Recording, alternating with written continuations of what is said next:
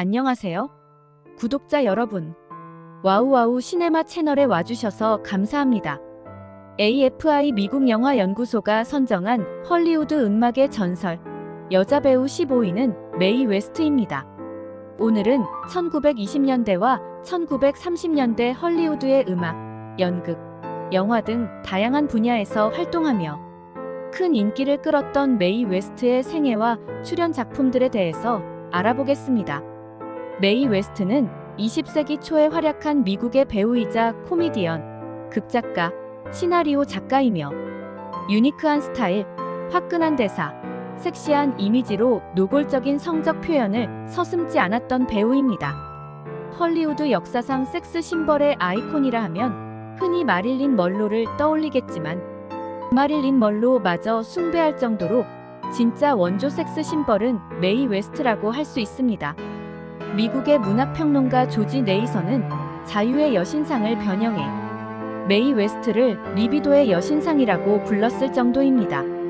그녀는 섹슈얼리티와 도발적인 유머를 통해 당시에 금기시되던 주제들을 재치있게 다루며 영화 산업의 규범과 당시 사회적 보수성을 깬 인물로 평가받습니다. 메이 웨스트는 페미니스트이면서 동성애자의 인권운동을 처음 시작했던 배우이기도 합니다. 한국인들에게 생소한 것은 그녀의 대표작들이 미국에서도 작품에 논란이 있었던 선정적인 배우, 이미지와 연극 무대 위주의 활동 때문에 인지도가 매우 낮은 것으로 추측됩니다.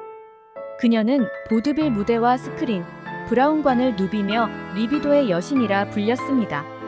그녀는 19세기 말과 20세기 초에 복고풍을 즐겨 입었는데 깃털 장식이 달린 모자, 몸을 감싸는 형태의 치마 밑이 끌리는 드레스 등이 특징입니다. 메이 웨스트의 외모는 모래시계 모양을 완벽히 의인화한 듯한 몸통의 매끄러운 곡선으로 유명합니다. 오늘날 시상식이나 화보에서 여성 스타들의 성적 매력을 보조하는 의상 양식, 상당수가 이런 신체 특징이 돋보이도록 그녀가 제일 먼저 시도했거나 유행시켰던 것들입니다. 코카콜라 병은 중앙이 부각되고 밑부분이 잘록하게 출시된 후에 한동안 미국인들에게 메이 웨스트 병으로 통했습니다.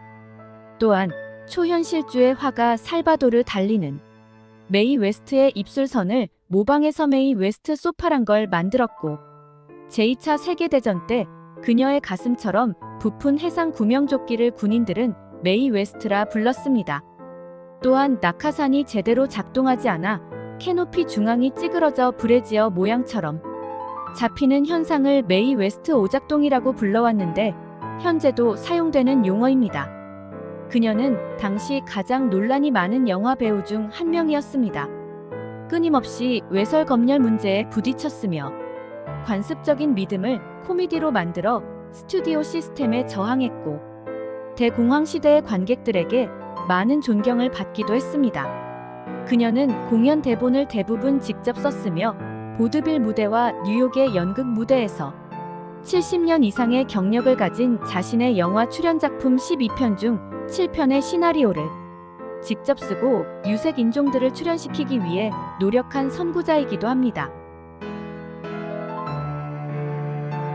1893년 8월 17일 뉴욕시티 브루클린 부시윅과 그린포인트 사이에 위치한 월러비에서 메리 제인 웨스트라는 이름으로 태어났습니다. 독일계 어머니는 배우 지망생이었고 아일랜드계 아버지는 여러 직종을 전전했는데 그 중엔 권투선수 생활도 했으며 갱 단원들과 어울리기도 했습니다.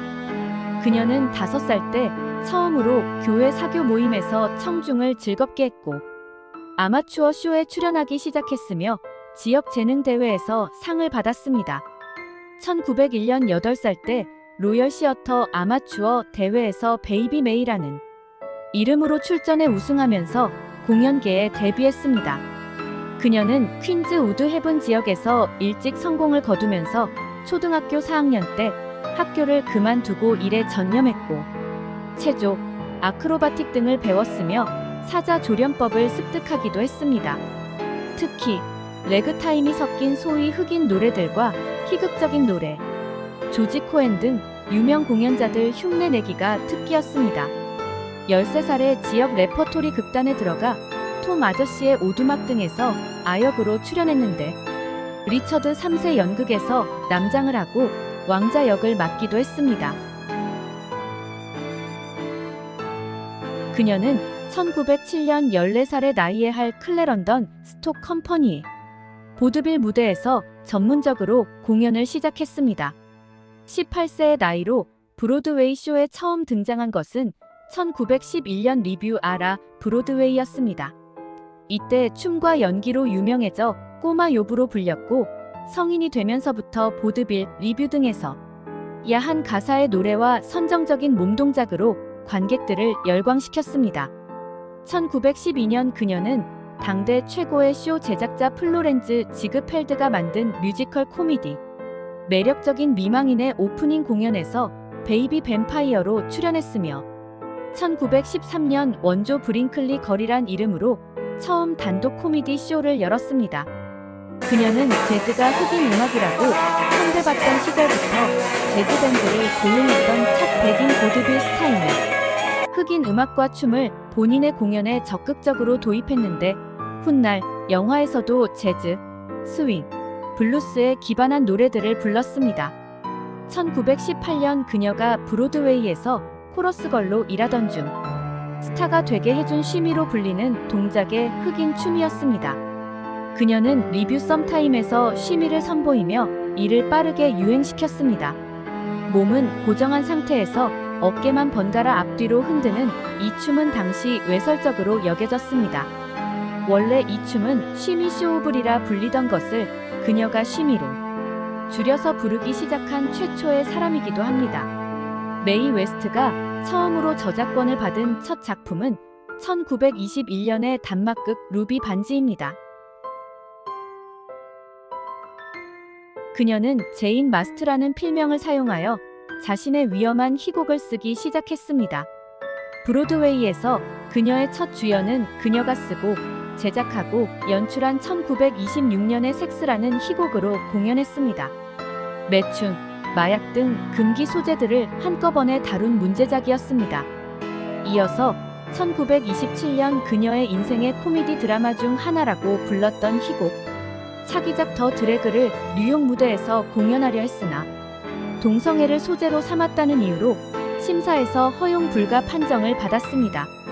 종교단체에서 불만으로 극장은 급습을 당했으며 그녀는 배우들과 함께 경찰에 체포되었습니다.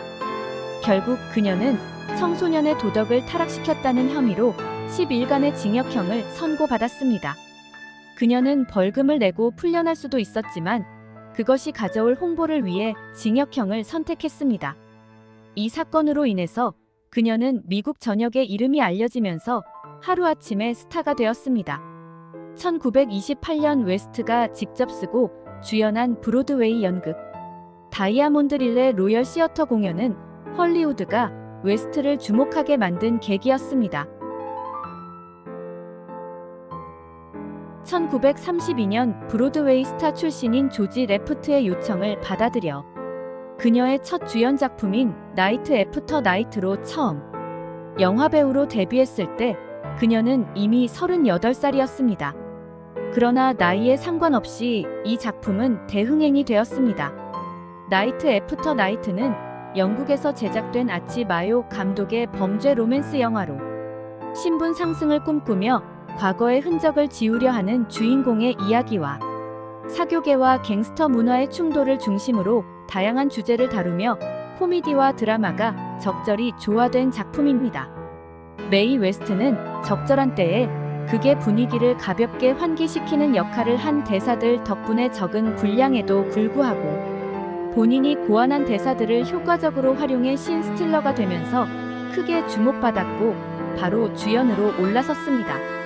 그녀의 데뷔 초기 작품들, 특히 1933년에 나는 천사가 아니다와 다이아몬드 릴이 가장 좋은 평가를 받았습니다. 이 작품들은 모두 당시 신인이었던 캐리 그랜트의 첫 주연작들이기도 한데 이 두 작품 덕에 캐리 그랜트는 대스타가 되었으며 벼랑 끝에 몰려있던 제작사 파라마운트 픽처스는 기사회생했습니다.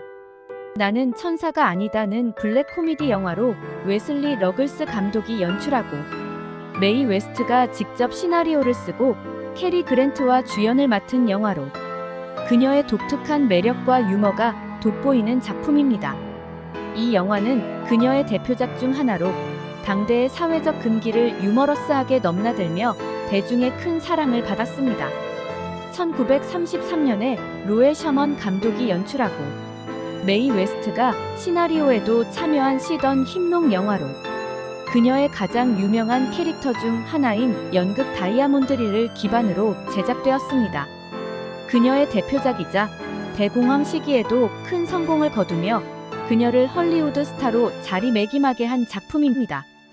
이 영화는 금주법 시대의 방탕한 삶과 성적인 매력을 전면에 내세운 이야기로 메이 웨스트의 대담하고 매력적인 캐릭터가 돋보입니다.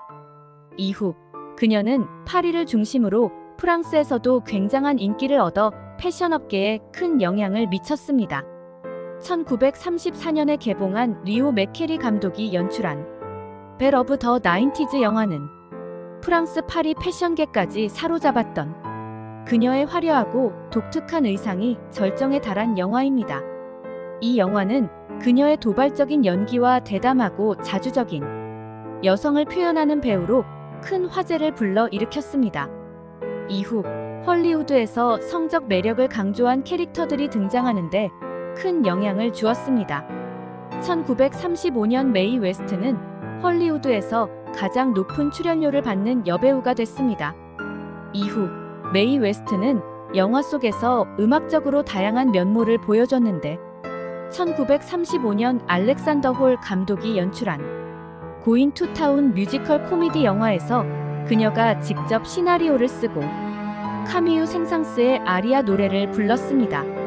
이 영화는 사회적 지위 상승을 위한 욕망과 사랑을 향한 갈망이라는 주제를 유머러스하게 다룹니다.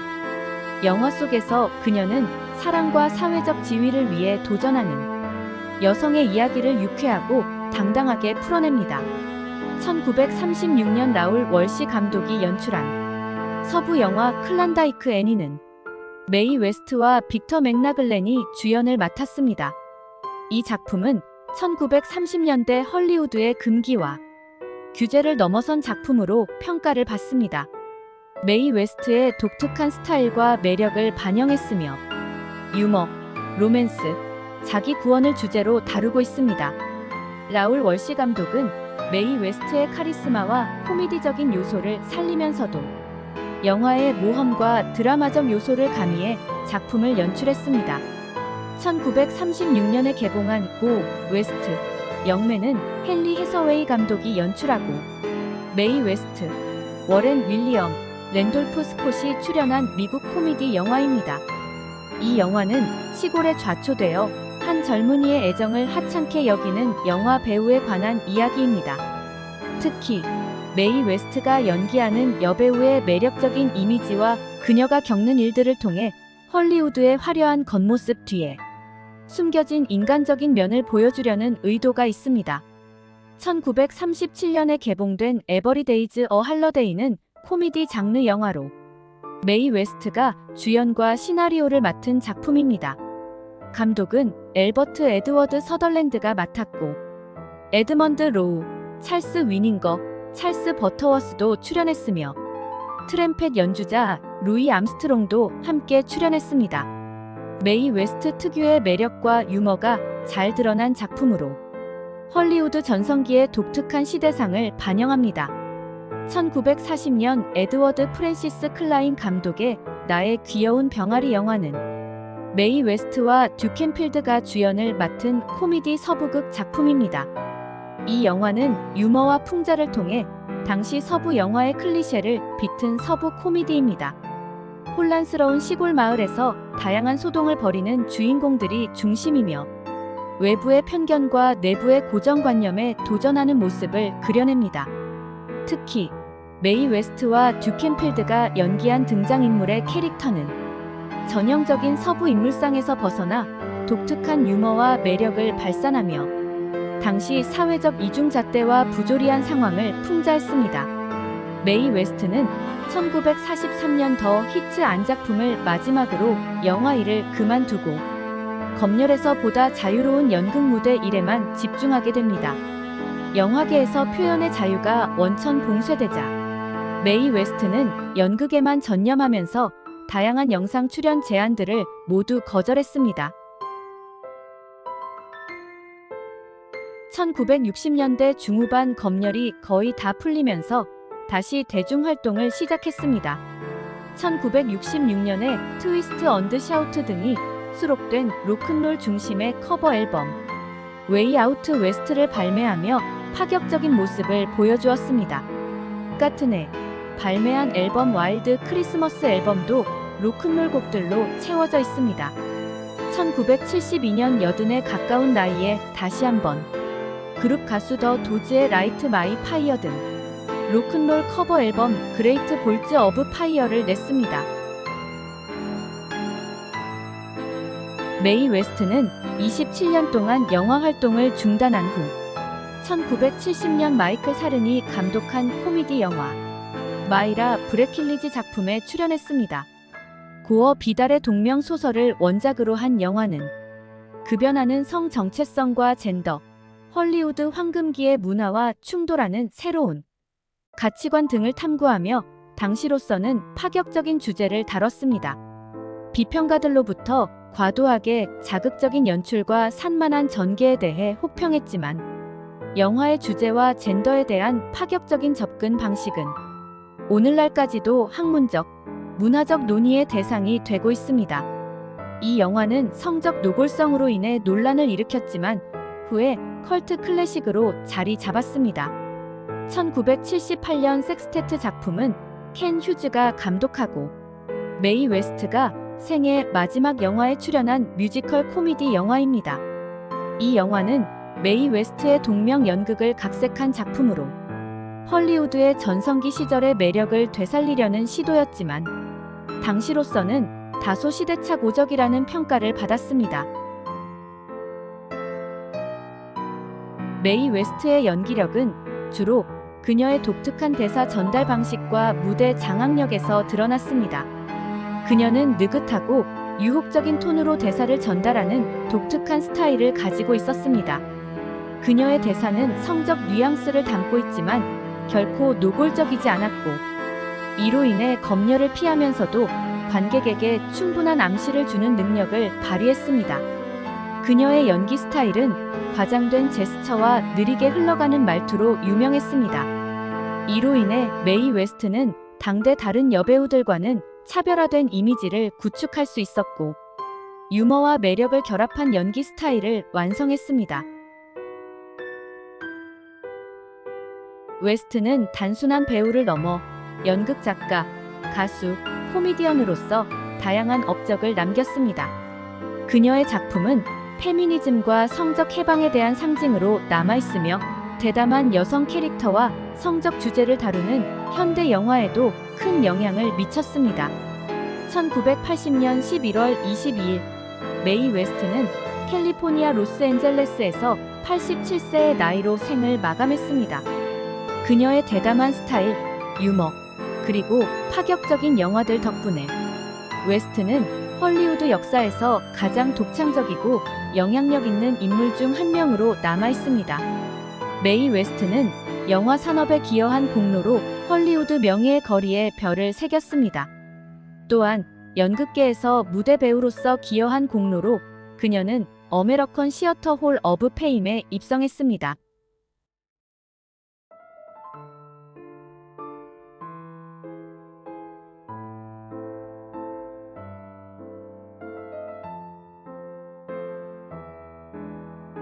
영상이 마음에 드셨다면 좋아요, 구독 버튼을 눌러주시고 좋은 의견을 댓글로 남겨두세요. 시청해주셔서 감사합니다.